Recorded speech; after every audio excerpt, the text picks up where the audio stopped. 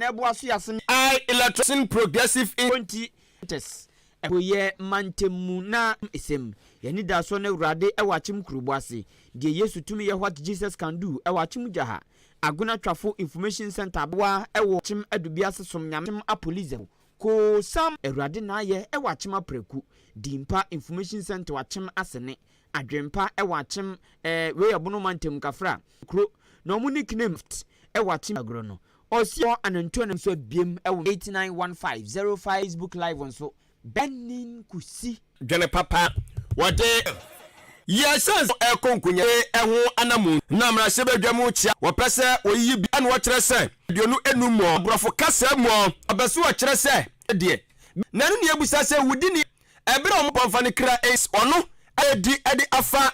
na owu na eransa dance die ne pigya ne so mra se bad doctors na to da bi sakasem bobia wo sem edi tudwa na sabi mu ono no enyo kasa ye mu ono eho samnison pakro kansa asem we kura na obi tia ne na sidie ho na kwa so no bia ho entie. In light of this incident occurring for Kluteko, the chiefs and all countries should have teachers to determine Banyini James no emre da ho samna sebe enya die so be mo pakro and a strong 115 parliament ensure this out of honorable members rest wade nyina ho kwan kasa freedom of speech in kan Nasti na no di sem no bon kwai no asoma no se onkota de mra mprempren na ne sete na sesa gan be ensamso amana ya obetumi ahintwade nso ebetutuye ho kra sam yare wapa se na fo makuma kupenimfo ni na osem no adom de yetire da so national economic dialogue tutu Ghana sika sama yepe na wo efre wo mo eno nam so ama deputy film e de aba sika sam tutuye kwan a wo betumi de afa so man no aya akono na ye pese aboa bia onu so be bako dadaada no ana onumnyafo se adwuma didi wo madwene mu anenim de meta akiri enya de wo mani gye okura ewom so bia a wo msa momra meta akiri clear that he had open to come sustain one day one that we have concept moti so akase yem na shebe so afa be de cho abusuafo pontre emu enum ani awa bedwaku a ebra bia ta akunfi bri no na new etutre na saduma investment fund opepem da bi wato nyama no amfaye manfo busa se ni won hwe yo awo no kro ya ayenfa amya kunfiche ekwache no no ena before eno anu yan ya mofa so a eto panyin no twa mo kwache nya nyina ya hunu bi ni ye no emu atimi ada ho eto panyin de che ekwache no no wo so no na ka kire na before se o mo kwache no no mo kwache no so ba ye so no ensemusa bia wo bubu aye bone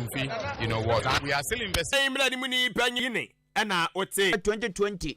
papa anagasa toa achimi padudu afa campo pa mompi su be to bi so wani wu eni padudu a wo school mu wo mo da dometa so ntino yem edenuama ba papa na covid-19 na bai wo ma eltanyam asema kire wo mo ni ma e wo pe te se de atemu da bi ohwe yade din ni nanado dankwa kufodo yesenya mfidie nya nimdifo 111 draw sade be apom din so ebegya na Ghana amti enya afi tono ni asene man so across de so na eno na abanfo ayoman so tumi wie na eye adwuma na eno na mampani US to aseni na ye betumi 1.7 billion US jetinimu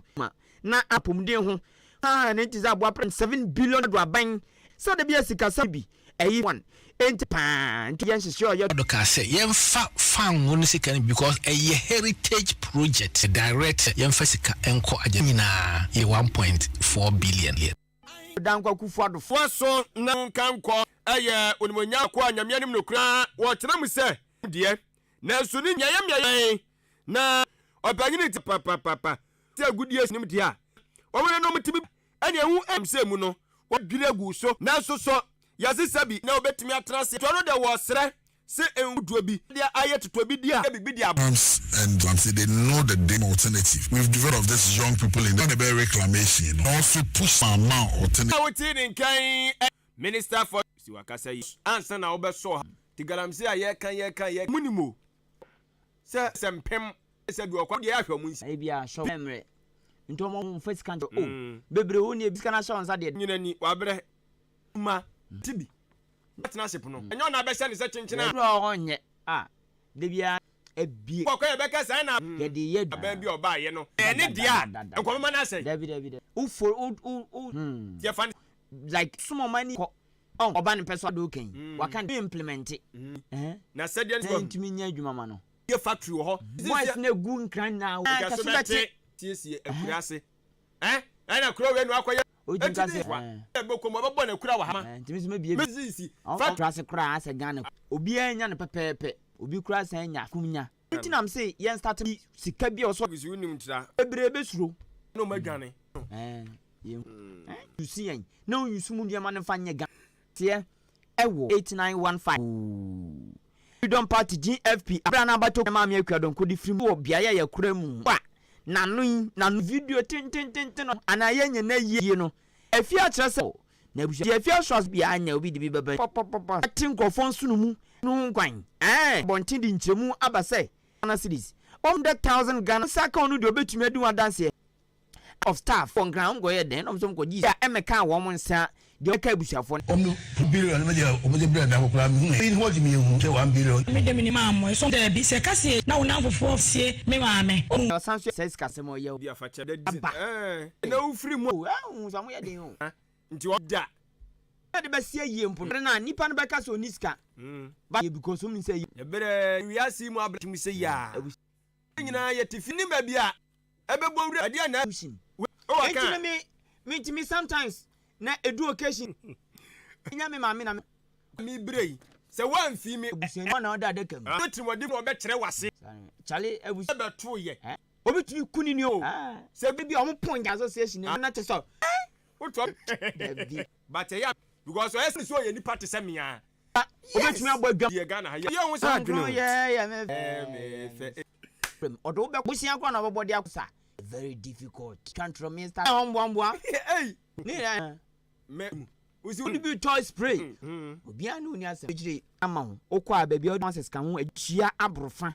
not kept travels ka 954946 WhatsApp nko a tin progressive ono so ebetime primary j amia huduo na do momaba ama mo baginim de e wo askum wo sua de wo se act 8 05448 7